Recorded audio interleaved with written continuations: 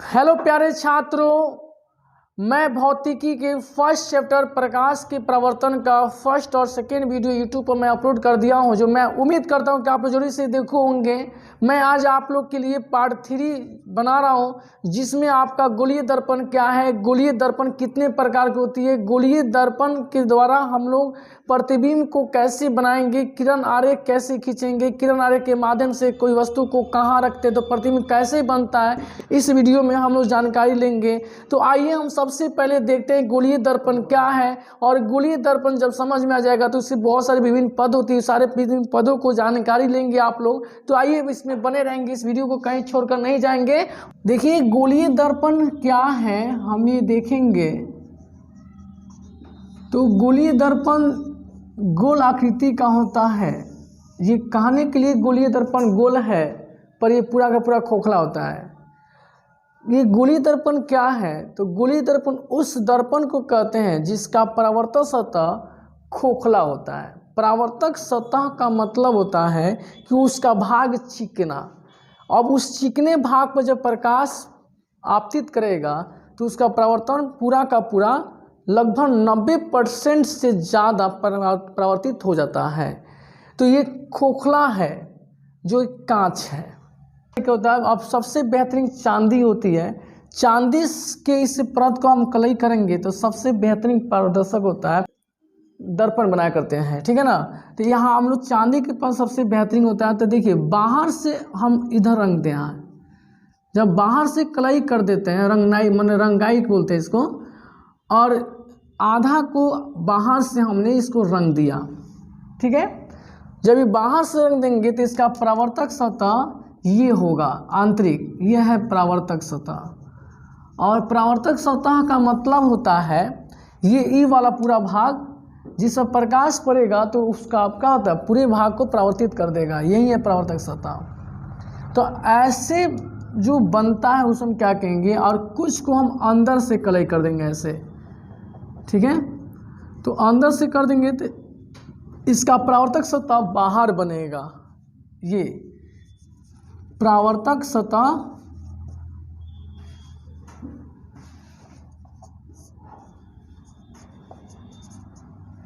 इसका परावर्तक सतह कहाँ बन गया, बाहर बन गया। अब यहाँ परावर्तक सतह पर जब यहाँ पर आप कोई प्रकाश आपतित करे तो परावर्तन क्या होगा, पूरे भाग को परावर्तित कर देगा। यानी हम कह सकते हैं जब कांच के एक टुकड़े को, गोलीय दर्पण के कांच के एक टुकड़े को बाहर से रजित जब करते हैं तो वहाँ अवतल दर्पण बनता है। और वहीं जब हम अंदर से गोलीय दर्पण के जब कांच के टुकड़े को अंदर से जब रचित करते हैं तो मेरा उत्तल दर्पण बनता है, ठीक है। यानी अंदर से रंगने पर उत्तल दर्पण बनता है और बाहर से रंगने पर अवतल दर्पण होता है। यानी ये बनेगा अवतल दर्पण और ये बनेगा उत्तल दर्पण। कहने का मतलब है इसको मैंने बाहर से रचित किया, कांच के टुकड़े को जब बाहर से रंगाई करता हूं तो ये बनता है अवतल दर्पण, और इसको अंदर से जब रचित करते हैं तो उत्तल दर्पण बनता है, परावर्तक सतह बाहर हो जाता है। यानी हम स्पष्ट कह सकते हैं कि अवतल दर्पण में परावर्तक सतह अंदर से धंसा हुआ रहता है और उत्तल दर्पण में परावर्तक सतह बाहर से उभरा हुआ रहता है। तो अब परिभाषा बनता है कि अवतल दर्पण किसे कहते हैं। तो ऐसा गोलीय दर्पण जिसका परावर्तक सतह अंदर से धंसा हुआ हो उसी को हम लोग कहते हैं अवतल दर्पण। अब अपने हाथ जो होता है ना, बाएं हाथ, उसको लेकर देखिए गौर से, हम ऐसे मोड़ देता हूँ तो इस मेरा हैंड का जो कलाई है ये पूरा का पूरा सफ है। यानी हम कह सकते हैं कि इस तरह से पूरा मुलायम होता है, तो चिकने मान लीजिए इसको। तो ये अंदर से धंसा हुआ है, इसका परावर्तक सतह हो गया, अब बाहर से कलई हो गया मान लीजिए सपोर्टेड। तो हम क्या कर सकते हैं, ऐसे मोड़ दीजिए तो अवतल दर्पण बन गया। तो हम बोल सकते हैं कि ऐसा गोलीय दर्पण जिसका परावर्तक सतह अंदर से धंसा हुआ हो उसे हम अवतल दर्पण कहते हैं। और इसको ऐसा गोलीय दर्पण जिसका परावर्तक सतह बाहर से उभरा हुआ, जैसे इसको पलट दिया, मान लीजिए ये मेरा परावर्तक सतह हो गया तो उभर गया, बाहर के आगे तो उभरा हुआ हो गया, तो इसको कहेंगे उत्तल दर्पण। अब देखिए यहाँ 3 चीज़ मैंने सीखा। गोलीय दर्पण किसे कहते हैं? गोलीय दर्पण जिस गोला का भाग होता है मैंने गोलीय दर्पण उस गोला को कहते हैं जिसका प्रवर्तक सतह अंदर से क्या होती है, खोखला होती है। तो ये खोखला है। अब देखिए ये बनता कैसे है, तो कांच के एक टुकड़े को बाहर से रजित करने पर अवतल दर्पण बनता है और इसको अंदर से रजित करने पर उत्तल दर्पण बनता है। तो गोलीय दर्पण में अवतल दर्पण किसे कहते हैं, तो ऐसा गोलीय दर्पण जिसका प्रवर्तक सतह बाहर से रजित किया गया हो और अंदर से धंसा हुआ हो, उसे हम अवतल दर्पण कहते हैं। या ऐसा गोलीय दर्पण जिसका प्रवर्तक सतह अंदर से धंसा हुआ हो, उसे अवतल दर्पण कहते हैं। ऐसा गोलीय दर्पण जिसका प्रवर्तक सतह अंदर से प्रवर्तक सतह बाहर से उभरा हुआ हो, उसे उत्तल दर्पण कहते हैं। मैंने 2 बार 3 बार परिभाषा को रिपीट कर देता हूं ताकि यही आपका मेन है। यानी हम कह सकते हैं कि दर्पण जो है वो मेरा 2 प्रकार का हो गया। कौन दर्पण, गोलीय दर्पण। गोलीय दर्पण 2 प्रकार का हो गया, एक उत्तल दर्पण और एक अवतल दर्पण, ठीक है ना। एक उत्तल दर्पण हो गया, एक अवतल दर्पण हो गया, ठीक है ना। अब यहाँ पर 2 प्रकार के गोलीय दर्पण हो जाता है और दोनों को डिफिनेशन में कर दिया हो, कोई दिक्कत नहीं है। अब यहाँ ध्यान देना है, ये वृत्त ना है तो बीच में एक केंद्र होगा। बीच में क्या होगा, एक केंद्र होगा। अब ये केंद्र है और ये मेरा दर्पण है। ये जो M होगा और ये M डैश होगा, इधर P होगा, ये Q होगा, ठीक है। अब M और M डैश ये मेरा एक दर्पण है, तो इसके मध्य बिंदु कहीं ना कहीं बीच में मध्य बिंदु आएगा ना, जो एक केंद्र के सामने होगा, तो उसको हम ध्रुव कहते हैं, जिसको हिंदी में ध्रुव बोलते हैं, इंग्लिश में P बोलते हैं, पोल, इंग्लिश में पोल होता है। तो अब ध्रुव और तक केंद्र के मिलाने वाली रेखा को हम लोग प्रधान अक्ष कहते हैं। तो इसका नाम होता है प्रधान अक्ष। प्रधान अक्ष कहिए, प्रधान अक्ष बोलते हैं या मुख्य अक्ष बोलते हैं या प्रिंसिपल एक्सेस बोलते हैं, ठीक है ना, जिसका हम एक्स और एक्स डैश के नाम से भी जानते हैं। तो ये मेरा प्रधान अक्ष हो गया। अब देखिए एम और एम डैश जो है ये मध्य बिंदु P तक उसको ध्रुव कहते हैं और इसकी पूरी लंबाई को हम लोग द्वारक कहते हैं, यानी इसका नाम हो गया द्वारक। और इधर भी द्वारक है, P और Q है, इसको भी हम द्वारक कहेंगे, ठीक है ना। दोनों के लिए बता रहा हूँ, इसका भी ध्रुव P है, यहाँ भी ध्रुव P होगा। तो हमने क्या चीज़ देखा, ध्रुव देखा, प्रधान अक्ष से देखा, द्वारक को समझा। फिर से समझेंगे अब मेन इसका फैक्ट्स। पहला है प्रवर्तक सतह।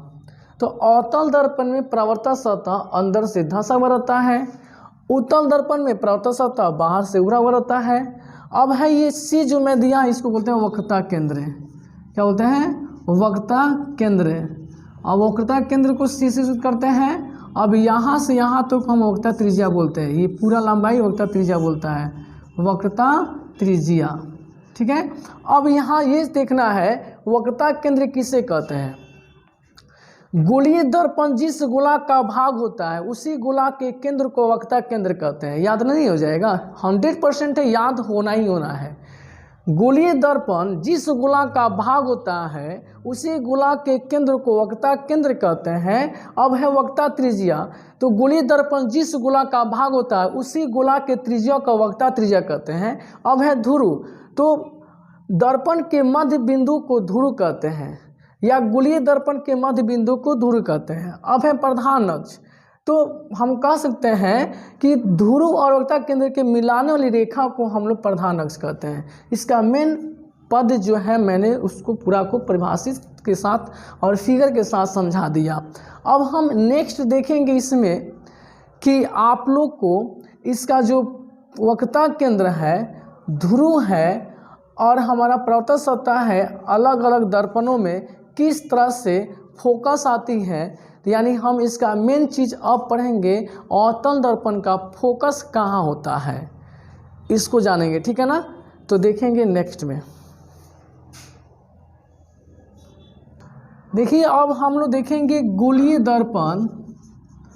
गोलीय दर्पण की फोकस तथा फोकस दूरी, फोकस दूरी को समझेंगे, ठीक है ना। इस पर हम लोग विशेष ध्यान देंगे।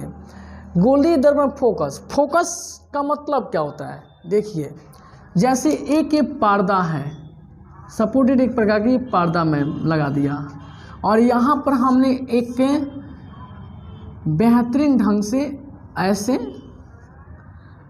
मैंने एक टॉर्च बना दिया। अब यहाँ से एक बल्ब होता है ऐसे, जो ये बल्ब जो होगा जलेगा तो इसका रोशनी है ऐसे किरण आरेख निकलता है ये। अब क्या होगा, ऐसे फैलेगा इस तरह से और यहाँ पर ऐसे बनाएगा तो इससे ऊपर नहीं जाएगा, इससे नीचे नहीं जाएगा, यानी ऐसे फोकस हो जाएगा। यानी यहाँ लेज़र लाइट मारेंगे तो यहाँ से पूरा फोकस कहाँ होगा, यहाँ पर्दा पर दिखाई देने लगेगा। तो ये मैंने कहा टच मारा तो इसका फोकस कहाँ गया, पर्दा पर गया। तो ये फोकस जो है किसके माध्यम से जा रहा है, एक किरण के माध्यम से जा रहा है। तो किरण जो जाती है वही तो मेरा फोकस है। तो फोकस कब तैयार होता है, जब किसी वस्तु से टकराता है। जैसे टकराएगा वहाँ फोकस बन जाएगा, जहाँ टकराए वहाँ फोकस बन जाएगा, वही तो फोकस है। जैसे मैं गाड़ी चलाता हूँ तो गाड़ी जब चलता है तो उसका लाइट्स जो निकलता है हेडलाइट से, तो वो कहीं ना कहीं किसी वस्तु से टकराएगा। जैसे टकराएगा वहाँ फोकस तैयार हो जाएगा। अगर चमकीला सतह मिलेगा तो रिफ्लेक्स कर देगा, चमकीला नहीं मिलेगा तो वहाँ फोकस बना देगा, यानी छाया बनने लगेगा उस फोकस का। तो यही है मेरा फोकस। अब ये फोकस हम देखेंगे कि मेरा दर्पण में कैसे बनता है, किस तरह से दर्पण में फोकस तैयार होता है। आइए अब इसके बारे में जानेंगे, ठीक है ना। तो देखेंगे दर्पण के साथ मैं बता रहा हूँ। तो इसका मेन ऑफ कहानी होता है कि अवतल दर्पण में फोकस कैसी बनती है, या अवतल दर्पण के फोकस से आप क्या समझते हैं। तो देखिए हम ये बना है एक अवतल दर्पण, ठीक। अब कहिएगा ये अवतल दर्पण बनाया है कि आधा बना है। हाँ, आधा ही बनाया हूँ। गोलीय दर्पण का आधा बनता है, बाहर से रजित करते तो एक परावर्तन सतह अंदर धंसा हो जाता है। देखिए बाहर से रंग रजित किया हूँ, यानी बाहर से मैं रंगा हूँ तो इसका परावर्तन सतह अंदर बना हुआ है। अब इसके बीचों बीच से हम गुजारेंगे एक प्रधान अक्ष को, तो इसको ध्रुव बोलेंगे, इसको एक्स एक्सटेंस को एक्सेस मुख्य अक्ष बोलेंगे। अब हम यहाँ पर एक वस्तु को रखेंगे, ठीक है। अभी वस्तु को रखेंगे तो वस्तु से दो किरण चलती है। देखिए कहने का मतलब है यहाँ हमको फोकस को दिखाना है। तो ये जब परावर्तन सतह अंदर धंस गया है तो इसे प्रकाश की किरण जब चलेगा तो ये मुख्य अक्ष के समांतर चलेगा, और जब मुख्य अक्ष के समांतर चलता है तो दर्पण से परावर्तन करेगा ना। तो जब परावर्तन करेगा तो ये मुख्य अक्ष के किसी न किसी बिंदु से टकराएगा, और जहाँ टकराएगा वहीं तो फोकस है। ये दर्पण से टकराया, टकराने के बाद इसे कहीं ना कहीं टकराना है मुख्य अक्ष बिंदु पर। जैसे देखिए ना, लीजिए यहाँ टकरा गया तो यहीं टकरा, तो यही फोकस बन गया, तो इसी को हम फोकस कहेंगे। अब जरा भैया एक और देखिए बात कि जब मैं यहाँ ऐसे बनाया तो ये परावर्तन के नियम दिखाई दे रहा है। तो परावर्तन के नियम एक लंब होता है जो आपका केंद्र से लंब की ओर हो जाता है, केंद्र पर लंब हो जाता है। तो इसका केंद्र किधर होगा, जब ये गोला है तो फोकस के जस्ट बाद ना केंद्र होगा। तो सपोर्टेड मान यहाँ केंद्र होगा तो क्या होगा, ऐसे मिलाएंगे तो ये आपतन कोण है, ये परावर्तन कोण है। तो इस तरह से फोकस पर मिल गया। तो अब एक कहिएगा कि फोकस ये हुआ। देखिए मैंने कहा था ना, फोकस किसको कहा जाता है, जब हम टॉर्च जलाएंगे तो कहीं ना कहीं किसी वस्तु से टकराएगा, जहाँ टकराएगा उसका फोकस वहीं पे तैयार हो जाता है। तो उसी तरह से यहाँ पर हमारे सपोज टॉर्च हो या कोई भी वस्तु हो, जब इसे प्रकाश चलेगा तो दर्पण से टकराएगा, और ये परावर्तक सतह में बोला हूँ, और जब टकराएगा तो प्रधान अक्ष जिसको बोलते हैं ना, ये प्रधान अक्ष है। तो प्रधान अक्ष के किसी न किसी एक बिंदु को काटेगा ना, और जहाँ कटेगा वहीं पर फोकस तैयार, इसलिए हम इसको कहेंगे फोकस।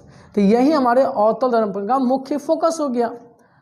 परिभाषा आप देना है तो कैसे देंगे, तो देखेंगे अवतल दर्पण में मुख्य अक्ष के समांतर चलने वाली प्रकाश की किरणें दर्पण से परावर्तन के बाद प्रधान अक्ष के जिस बिंदु पर काटती है या मिलती प्रतीत होती है, तो उस बिंदु को हम अवतल दर्पण का मुख्य फोकस कहते हैं।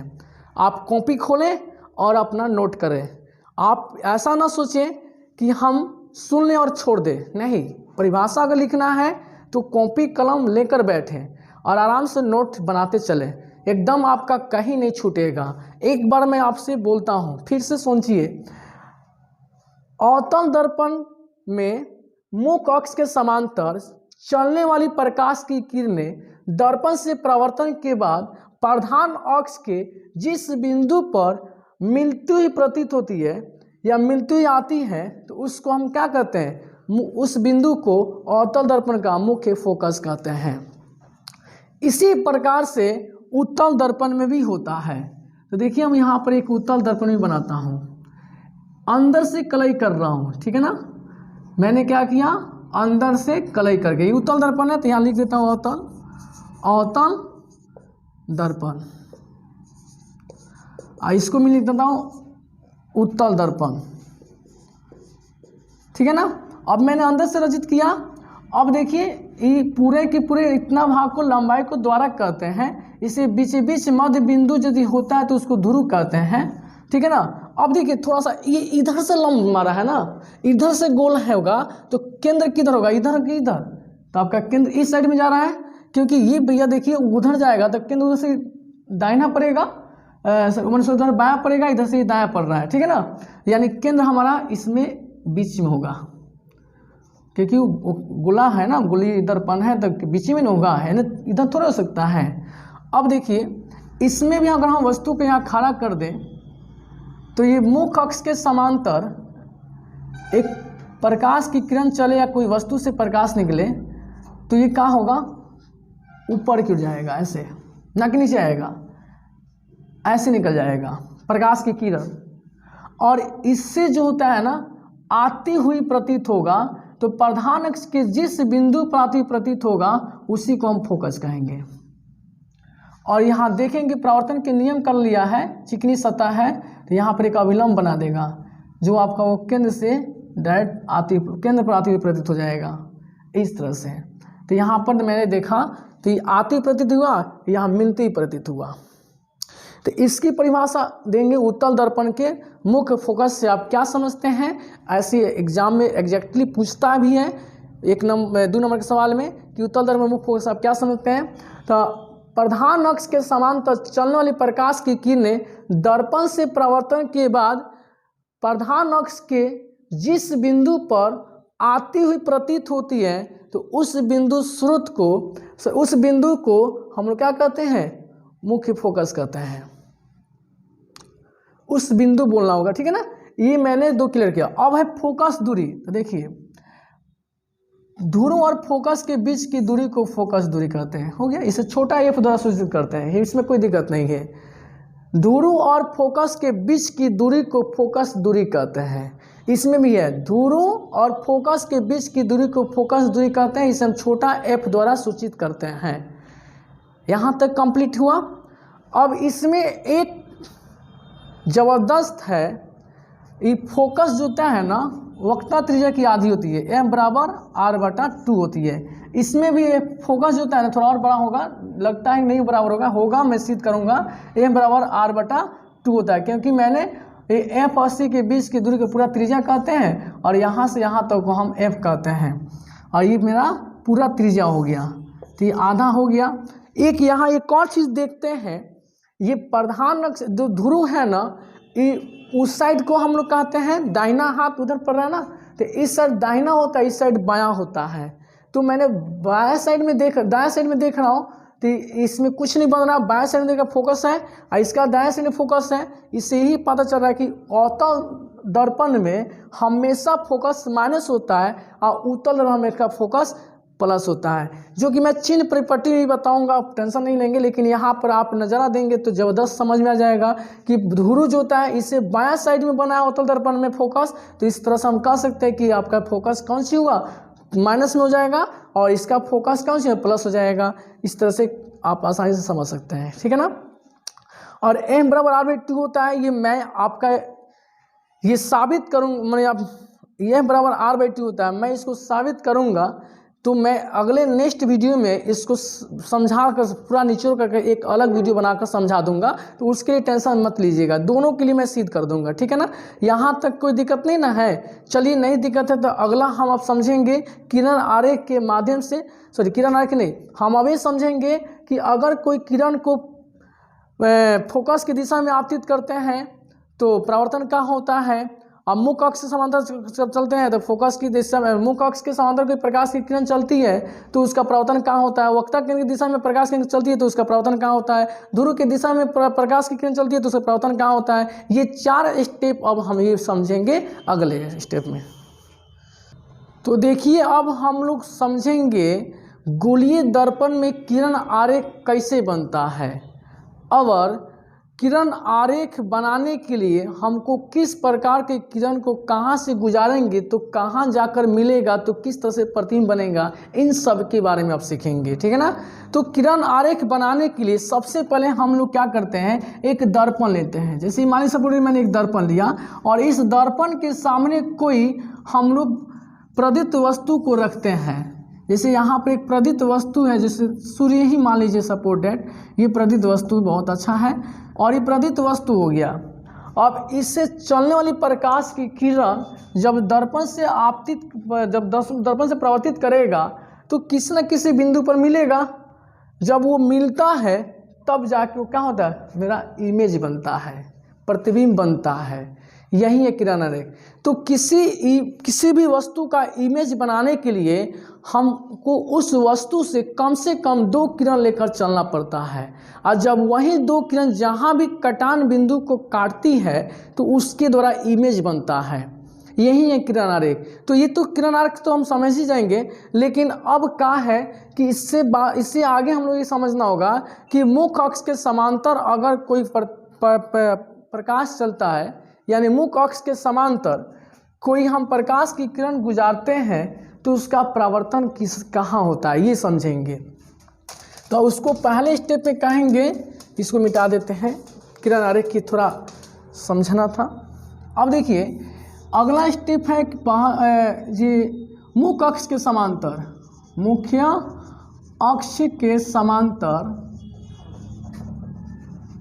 आपतित किरण, आपतित किरण सपोर्टेड। देखिए मुख्य अक्ष समांतर मान लीजिए मैं आपतित किरण चलाता हूँ तो उसका परावर्तन कहाँ होगा। तो जैसे देखिए मैंने अवतल दर्पण बना रखा हूँ। अब अवतल दर्पण में ध्रुव जो होता है दर्पण के बीचों बीच होता है, और ये मेरा प्रधान अक्ष होता है, और प्रधान अक्ष के समांतर कहीं प्रकाश की किरण चलाऊंगा। जैसे प्रधान अक्ष के समांतर किरण चल रहा है तो ये ध्रुव है, तो कहाँ जाएगा, फोकस की दिशा की ओर जाएगा, हम सबको जानते हैं, और ये उपता केंद्र होता है। तो देखिए ध्यान से देखिएगा, ऐसे तीर का चिन्ह बनाना होगा, इससे पता चलता है कि किस में हमको प्रकाश को गुजारना होता है, और ऐसे मिला देंगे। अगर नीचे से भी सोचते हैं तो ये प्रधान अक्ष है, इसके नीचे अगर हम ऐसे सोचते हैं तो ये समांतर हो गया, और समांतर हो गया तो दर्पण से टकराया तो ये फोकस की दिशा में ऐसे जाएगा। यानी हमने यहाँ देखा कि कोई भी मुख्य अक्ष के समांतर जब प्रकाश चलेगा तो दर्पण से जब टकराएगा तो उसका परावर्तन फोकस की दिशा में होगा।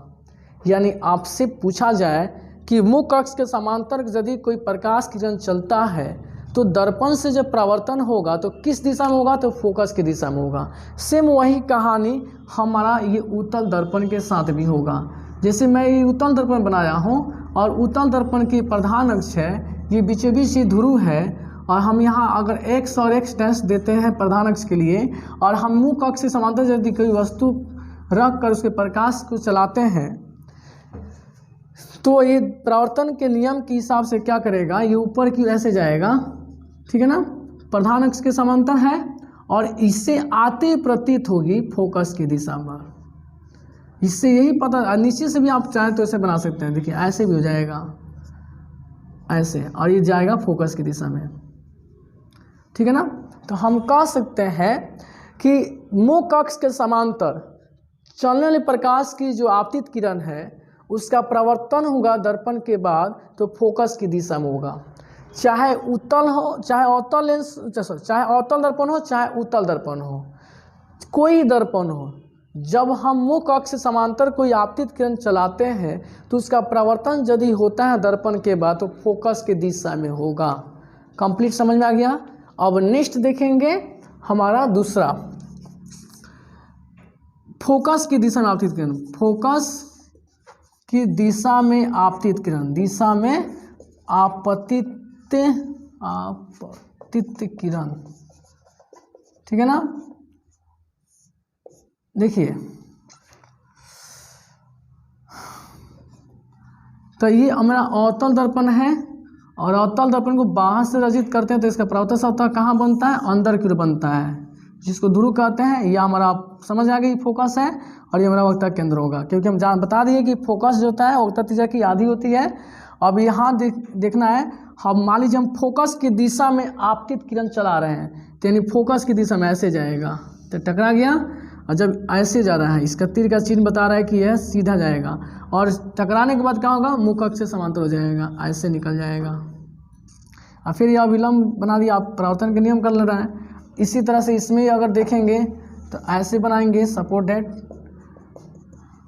ऐसे बनेगा, तो इसका फोकस यहाँ होता है, ध्रुव यहाँ होता है, वक्ता केंद्र यहाँ होता है, ये एक्स और एक्स डैश होगा, ठीक है ना। अब ये मुख अक्ष देखिए फोकस की दिशा में चलाना है, तो यहाँ डॉटेड चलेगा ऐसे, ठीक है ना। अब ये जब चलेगा तो कहाँ है, सीधे आएगा ऐसे, और सीधे इधर निकल जाएगा इस तरह से, और ये मुख अक्ष से समाते ऐसे निकल आएगा, और यहाँ से सीधे ऐसे चल जाएगा। उसी तरह इधर आइएगा, अब जाइए डॉट होगा, क्योंकि इधर से ऐसे पहले सीधा जाएगा तो ऐसे मुड़ेगा, उल्टा हो रहा है, ठीक है ना। कहने का मतलब है कि अगर यदि हम फोकस के दिशा में आपतित किरण चलती है तो दर्पण से उसका प्रवर्तन जो होता है मुख अक्ष के समांतर निकल जाएगा। देखिए मुख अक्ष के समांतर निकल रहा है ना। तो यानी हमने यहाँ दो चीज़ सीखा कि अगर कोई भी वस्तु को यदि दर्पण के सामने रखकर मुख अक्ष के समांतर अगर चलाते हैं उसकी किरण को, तो दर्पण से प्रवर्तन यदि होगा तो फोकस की दिशा में होगा, चाहे उत्तल हो चाहे अवतल हो, बस इतना ही का फर्क होगा कि इसमें मिलते हुए प्रतीत होगा, इसमें आती हुई प्रतीत होगा, बस इतना ही का फर्क है। इसमें भी वैसा ही है, फोकस की दिशा में जब मैं आपतित करूँगा तो दर्पण से प्रवर्तन जब होगा तो मुख अक्ष के समांतर निकल जाएगा, और इसमें भी वही है, फोकस से दिशा में आपतित जब करते हैं तो इसका प्रवर्तन दर्पण के बाद क्या होगा, मुख अक्ष से समांतर निकल जाता है। तीसरा देखेंगे हम अगले स्टेप में, ठीक है ना।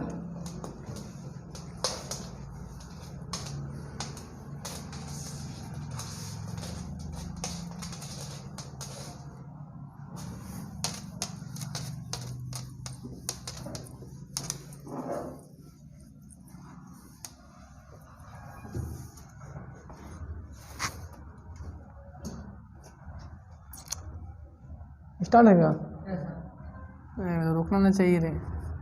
चलिए तीसरा देखेंगे, वक्रता केंद्र की दिशा में, वक्रता केंद्र की दिशा में आपतित किरण, वक्रता केंद्र की दिशा में आपतित किरण चलाएंगे। तो देखिए वक्रता केंद्र का मतलब होता है गोलीय दर्पण जिस गोला का भाग होता है उसी गोला के केंद्र को वक्रता केंद्र कहते हैं। मैं परिभाषा पहले भी बोला हूँ, आप भी बोल भी रहा, समझ आया होगा। देखिए मैं ये अवतल दर्पण बनाया, बाहर से जब रंगेंगे तो मेरा परावर्तन सतह है इसका कहाँ बनेगा, अंदर बनेगा, और ये मेरा प्रधान अक्ष है जो ध्रुव से गुजरेगा, और ये वक्रता केंद्र है जो मिलानी रेखा को प्रधान अक्ष कहते हैं, ठीक है ना। अब इसमें हम वस्तु को कहाँ से माने प्रकाश के किस में गुजरना है, तो वक्रता केंद्र की दिशा में चलाना है। तो मान लीजिए ये मेरा एक वस्तु है, वक्रता केंद्र की दिशा में चलेगा, तो जब वक्रता केंद्र की दिशा में जाएगा तो इसी पर वापस लौट जाएगा। अब यह कहानी मेरा उत्तल दर्पण के भी साथ होगा।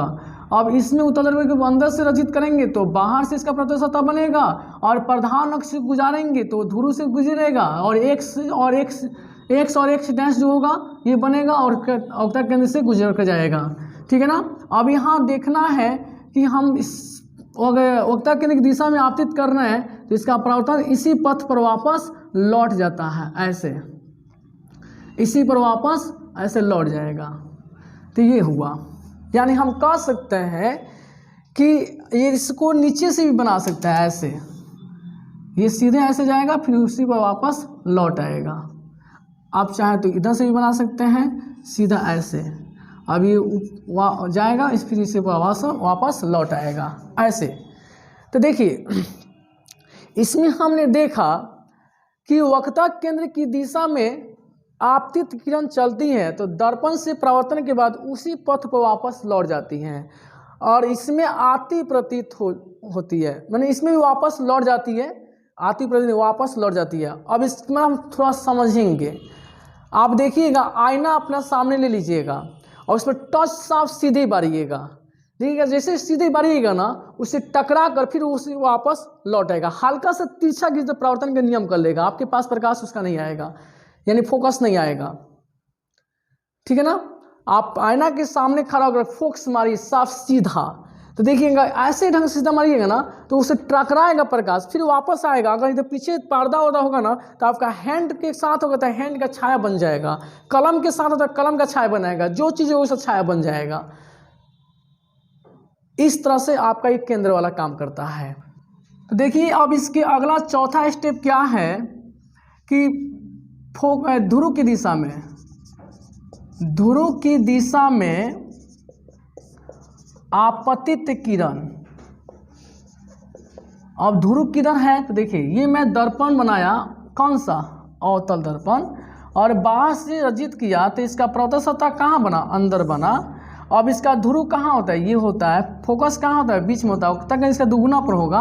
अब मैं कहूँगा कि इसके फोकस की दिशा में आपतित करना है ना, सॉरी ध्रुव की दिशा में। तो मान लीजिए कोई वस्तु है, इसे प्रकाश यदि चलता है तो यहाँ ध्रुव से टकरा गया, टकराने के बाद में क्या होगा, इधर निकल जाएगा, यानी हम कह सकते हैं कि आई हो गया, ये आर हो गया, यानी परावर्तन के नियम कर लिया, यानी आई बराबर आर हो जाएगा और ये मेरा प्रधान अक्ष जो है वो मेरा अभिलंब हो जाएगा। यही होता है, यानी हम कह सकते हैं कि यदि कोई प्रकाश की किरण को ध्रुव की दिशा में यदि गुजारूंगा तो उसका परावर्तित किरण जो होता है परावर्तन के नियम कर लेता है, जो प्रधान अक्ष होता है जो आपका क्या होता है अभिलंब के काम कर देता है। सेम उसी तरह से हमारा उत्तल दर्पण के साथ भी होता है, बाहर से अंदर से रचित करेंगे तो इसका परावर्तन सतह कहाँ बनेगा, बाहर बनेगा, और हम देखेंगे इसको ध्रुव देते हैं तो ध्रुव की दिशा में हम आपतित करेंगे इस तरह से, तो यह क्या होगा, इधर से ऐसे वापस आ जाएगा। ठीक है, तो यहाँ भी देख रहा हूँ अभिलंब का ये काम कर दिया प्रधान अक्ष, और ये आप आई और आर बना दिया। अब इधर से सोचेंगे तो ऐसे डॉटेड जाएगा, ऐसे इधर चल जाएगा और इधर ऐसे निकल जाएगा। अब ये आर ई हो जाएगा, आई ई हो जाएगा, फिर यहाँ भी आप परावर्तन का नियम हो गया और ये मेरा लंब हो गया। क्या हो गया, लंब का काम कर देता है। इस तरह से हमने देखा कि ध्रुव की दिशा में आपतित किरण चलती है तो इसका परावर्तन कहाँ होता है, परावर्तन के नियम कर लेता है, और जो इसका लंब होता है वो अभिलंब का काम करने लगता है। यहाँ आपको मैंने 4 स्टेप समझाया। तो मैंने कहाँ से किस किरण को गुजारूंगा तो कहाँ से गुजरेगा, मैंने आपतित किरण कैसे चलाएंगे तो परावर्तन कहाँ होगा, ये मैंने 4 स्टेप से बता दिया। अब इसके जरिए हम लोग प्रतिबिंब बनाना सीखेंगे, जो आप लोग का नेक्स्ट वीडियो में होगा। अगर यदि यहाँ तक आप सबको समझ में आया होगा तो मेरे रिम्स चैनल को सब्सक्राइब कीजिएगा, अपने दोस्तों में इसको इतना सारा शेयर कीजिए कि आपका दोस्त कहीं छूट ना जाए, और कोई विद्यार्थी अगर नए होंगे तो मेरे चैनल को सब्सक्राइब जरूर कीजिएगा और बेल आइकन दबाना मत भूलिएगा, ताकि आपके पास इसका फर्स्ट वीडियो का नोटिफिकेशन मिल जाएगा। जय हिंद, जय भारत।